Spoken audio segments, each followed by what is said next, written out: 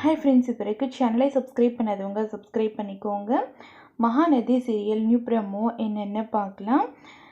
விஜய் வந்துட்டு ரொம்பவே ஃபீல் பண்ணிக்கிட்டு இருக்காங்க காவேரி நினச்சி.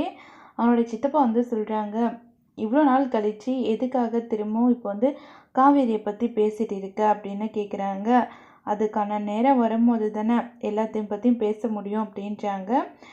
உண்மையாகவே காவேரிக்கு அன்னைக்கு என்ன நடந்தது, எனக்கு அதை பற்றி ஃபுல் டீட்டெயில் வேணும் அப்படின்னு கேட்குறாங்க. தாத்தா வந்து எதுவுமே சொல்லாமல் அமைதியாகவே இருக்காங்க. அதுக்கப்புறம் ஸ்கூலில் எடுத்த வீடியோ காமிக்கிறாங்க. காவேரி இறந்துட்டான்னு சொல்கிறீங்க, அப்போ இது யார் அப்படின்னு சொல்லிட்டு காமிக்கிறாங்க. அப்போ அவங்களோட தாத்தா வந்து ரொம்பவே ஷாக் ஆகிடுறாங்க. ஷாக் ஆகிட்டு கேட்குறாங்க, இது எங்கே எடுத்தது, இது வேறு யாரும் இல்லை, நம்ம அம்மாவோட கிளாஸ் டீச்சர் தான் அப்படின்னு சொல்கிறாங்க. அது கேட்ட உடனேயே அவங்களோட சித்தியும் சித்தப்பாவும் ரொம்பவே ஷாக் ஆகுறாங்க. அதுக்கப்புறம் தாத்தா வந்து எதுவுமே சொல்லாமல் அமைதியாகவே இருக்காங்க. இப்போ வாச்சு உண்மையை சொல்லுங்க தாத்தா.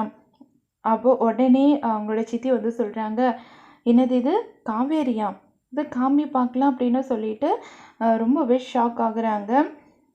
அப்போது சித்தி, உங்களுக்கும் தெரியுமா காவேரி உயிரோடு இருக்கிற விஷயம் அப்படின்னு சொல்லிட்டு விஜய் வந்து கேட்குறாங்க. இல்லைப்பா, நான் உங்ககிட்ட சும்மா தான் கேட்டேன் அப்படின்னு சொல்லிட்டு காவேரி வந்து சொல்கிறாங்க. அது கேட்ட உடனேயே ரொம்பவே டென்ஷன் ஆகிடுறாங்க. விஜய் வந்துட்டு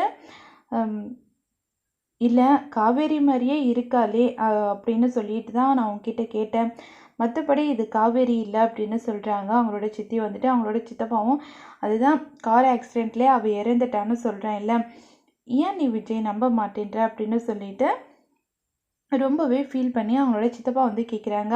அதை கேட்ட உடனே விஜய் வந்துட்டு என்கிட்ட இப்போ நீங்கள் எல்லாரும் உண்மை சொல்லி தான் ஆகணும் அப்படின்னு சொல்லிட்டு ரொம்பவே கோபமாக விஜய் வந்துட்டு கத்துறாங்க.